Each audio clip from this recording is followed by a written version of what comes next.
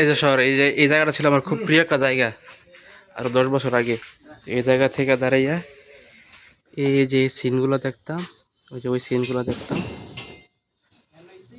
তখন প্রচন্ড ভালো লাগতো।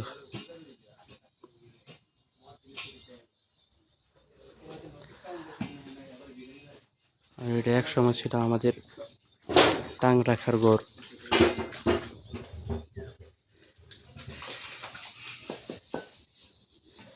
লালু ভাই